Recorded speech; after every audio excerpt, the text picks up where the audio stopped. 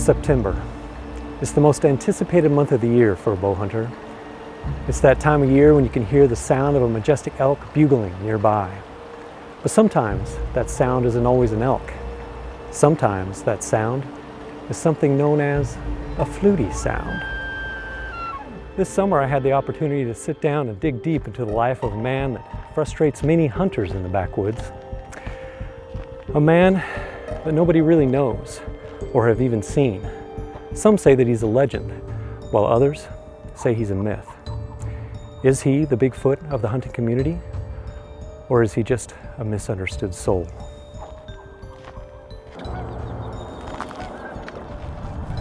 You decide for yourself as I bring you this exclusive interview with a man they call Doug FLUTY.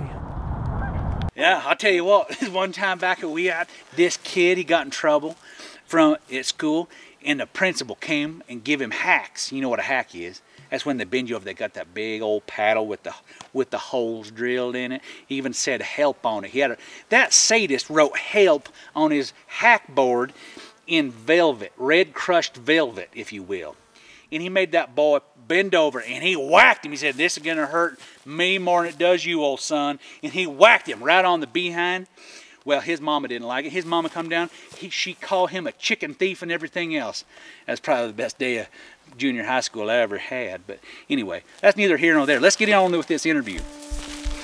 This interview took place in a secret, isolated location on the old FLUTY farm. I wanted to befriend Doug FLUTY and gain his trust, so I decided to wear camo and drink a cold one with him. Although this helped, there were times during the interview where he seemed a little out of focus. Doug? Yes, sir? Oh, it is a pleasure to have you sit down with me today. You would actually say that? Most people don't say I'm a pleasure. They say I'm pretty difficult to deal with. I don't get it. I'm just a man underneath all this. I mean, solid steel sex appeal. I'm just a man, and there's a heart. There's a heart in there. So you know, I don't get it. By the time you start drinking on that beer, I was starting to wonder about you. Sorry about that. I get a little carried away here. So would you mind stating your name for us, please?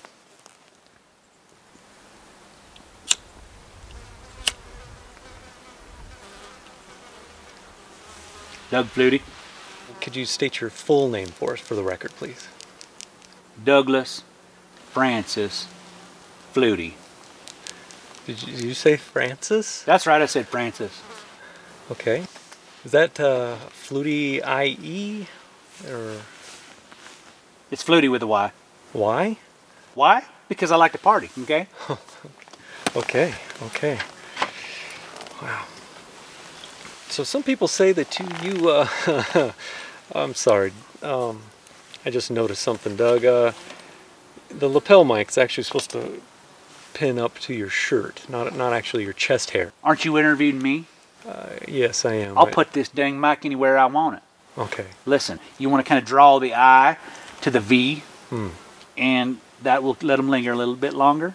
So I'm going to put my mic wherever I please. Okay, that's fine, I think Doug. Give the people what they want. I've seen it 100 times. It'll work. Tell us a little bit about your childhood.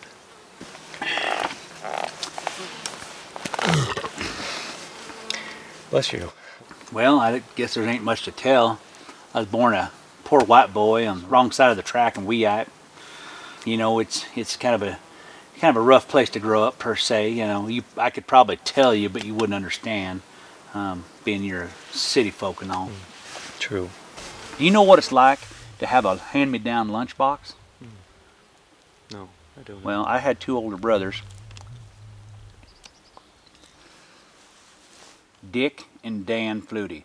Well, my mama thought it would be a smart idea to give me all their hand-me-downs, whether it was the toys or the clothes. You know, I didn't mind the tough skin jeans. You know, they're from Sears and Roebuck. They make a pretty quality good jean for a young boy. But let me tell you what, that chitty chitty bang bang lunchbox, that was mean. That was unkind. This one time, first time on the school bus with the old chitty chitty bang bang, I was a first grader. And I get on there, and one of the older kids spotted it, and they started saying, "Hey, Doug, what does your lunchbox say? Does that say chitty chitty or something else?" Well, you know what the something else was. Well, I don't want to say it because this is a public appearance. But let me just say, it wasn't the kind of language you want to use in front of a lady.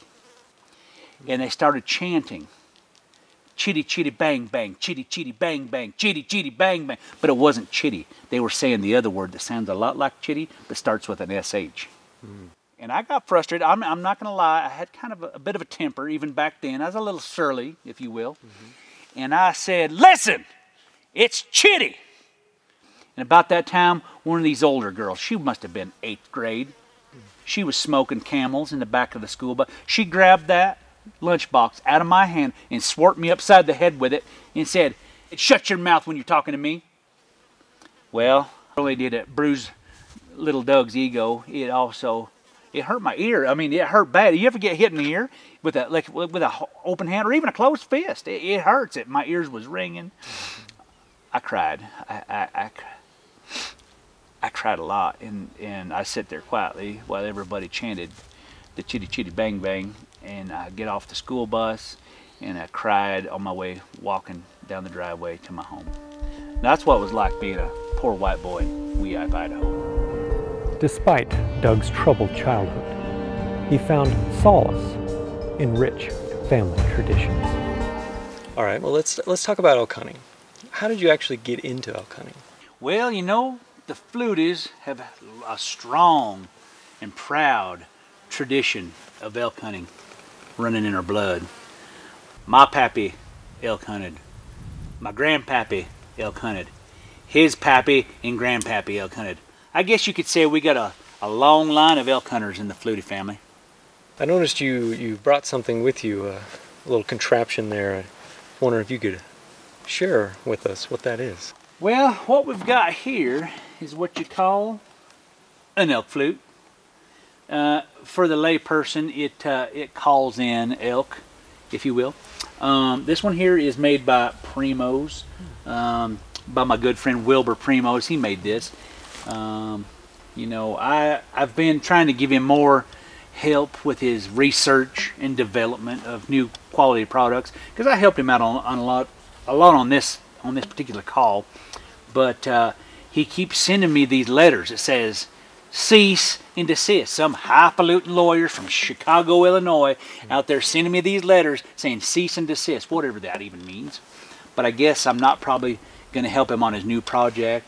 But that's okay. That's neither here nor there. I don't mind to help a brother out, and I just like the way this thing sounds. It's a marvelous piece of equipment. Would you mind demonstrating for us? We'd love to hear it.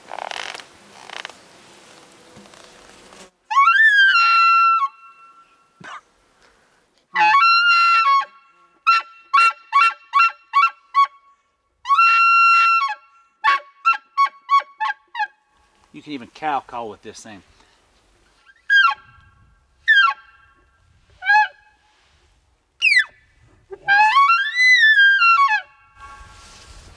Wow, that's something.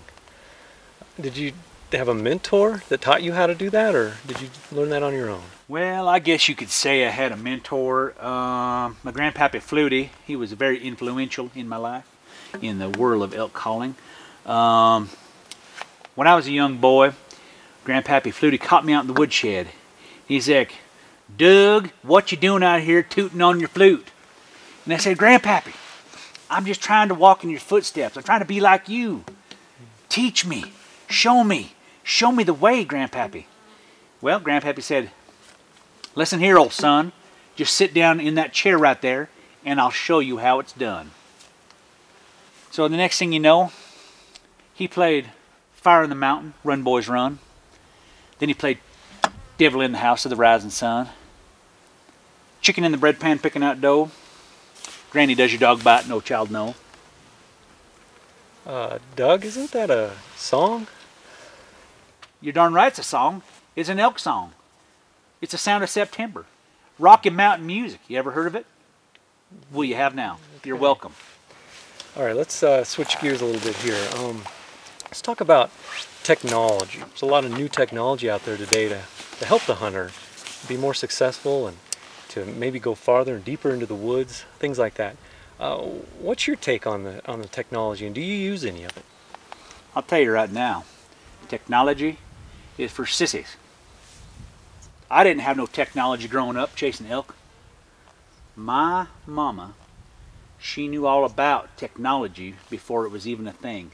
You ever heard of Gore-Tex? Oh, yes, sir. I've been running poor man's Gore-Tex since I can remember. Mama said, son, it's starting to snow out. Come here, Doug. Let me fix your boots. And what she would do is she'd take Wonder Bread. You know Wonder Bread? She'd take the sacks from Wonder Bread and you pull those right on over your socks and you make you some poor man's Gore-Tex. And let me tell you something. If you need all these highfalutin technology things and all these things for all these sissies and stuff, I don't even think you should be elk hunting. Wow.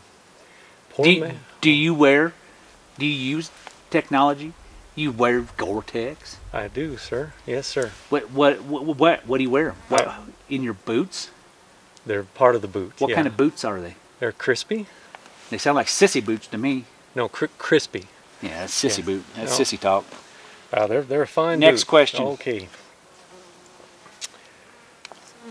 Tell me, some people say that you bugle from the seat of your truck.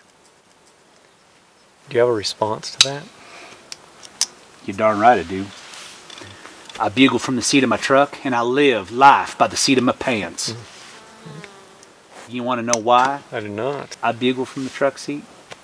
How are you supposed to stay refreshed with ice cold beer? If you're walking, traipsing around all over the mountains, you get too far from the truck, how can you have a cold drink? You gonna carry a cooler in your backpack? You like warm beer? Do you like warm beer? I do not like warm beer. All right, well then why would you question my methods? I'm just curious on why. I appreciate that. Okay then. Thank you. All right then. So tell me this, Doug. Are you more of a solo hunter, or do you prefer a partner?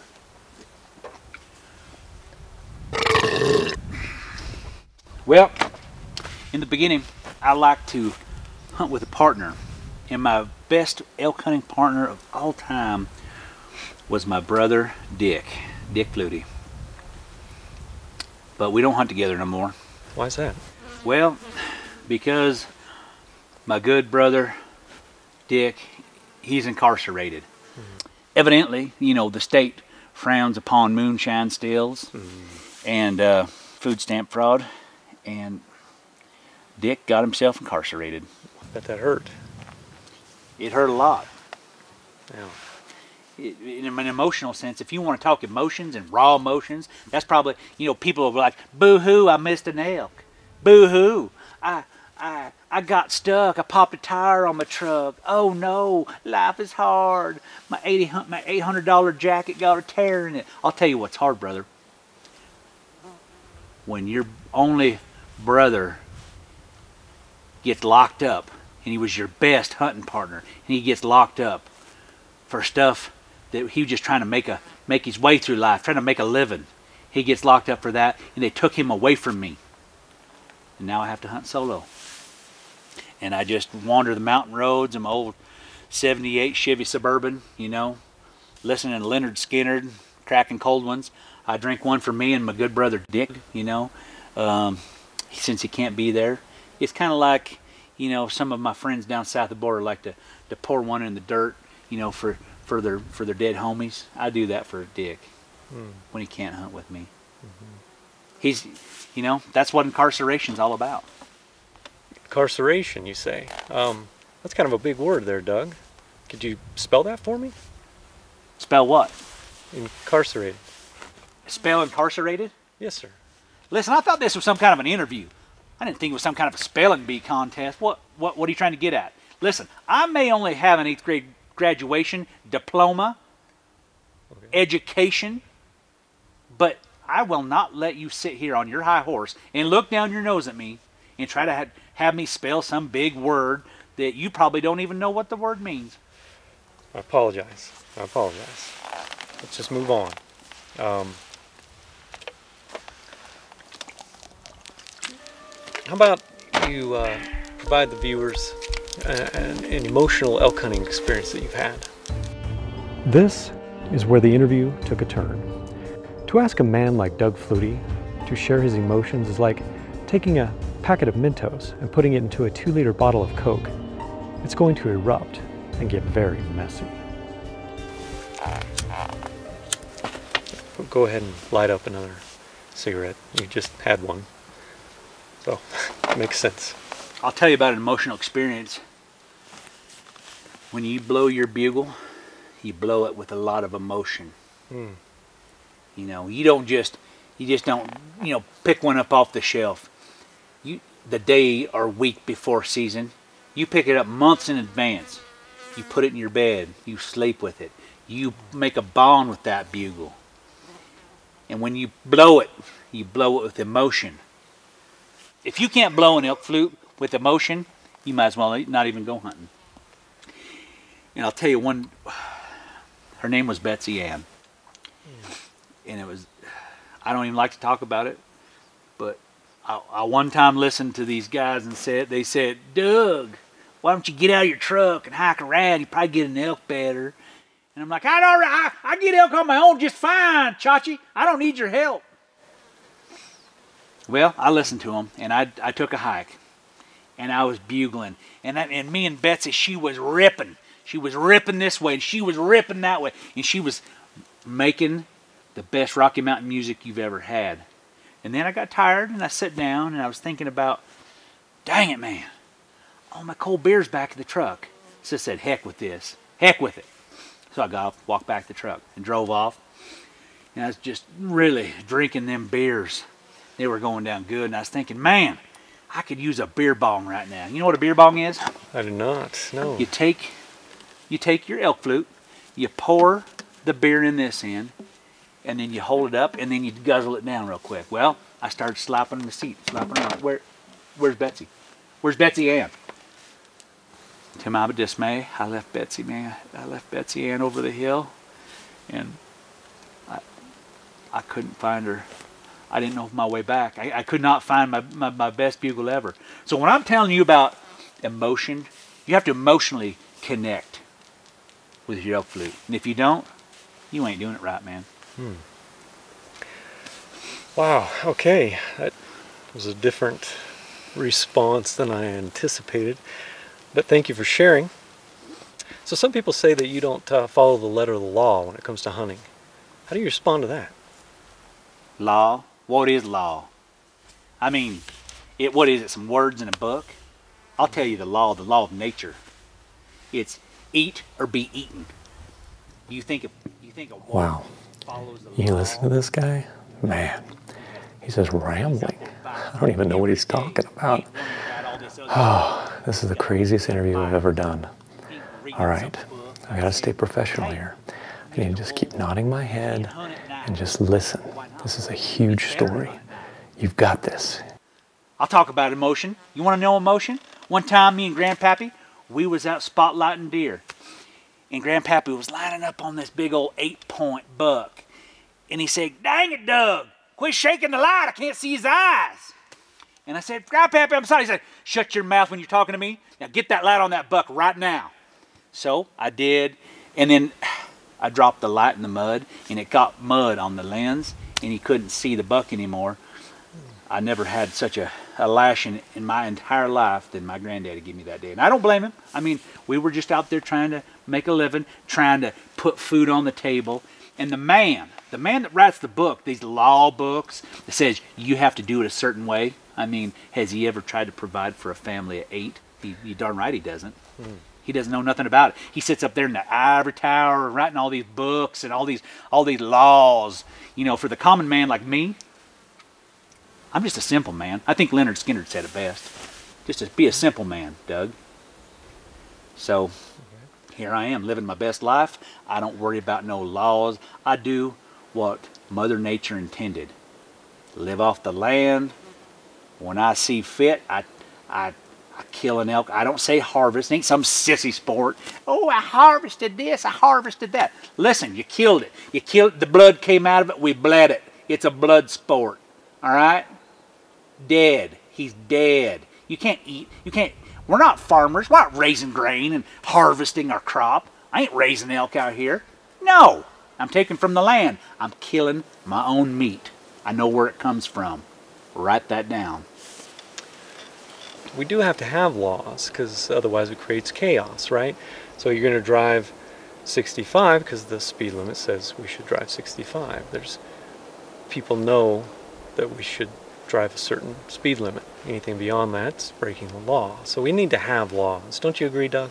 Listen, if that law about 55, 65, you ever heard Sammy Hagar? He says, I can't drive 65. I can't either. You know what? Those are just limitations the man puts on you. Why do they put it 100-mile-an-hour speedometer on your truck when they want you to drive 65? Makes no sense. It's a conspiracy. I look at laws like a recommendation, like a guideline to life. Well, listen, if you set these limitations on yourself, you're never going to achieve greatness. I mean, look at me. I mean, look where I've gotten in life. I'm a big deal. People know my name. People say my name. People say it all over the elk woods. Dang, that old Doug FLUTY over there, he got them elk going good. They say it.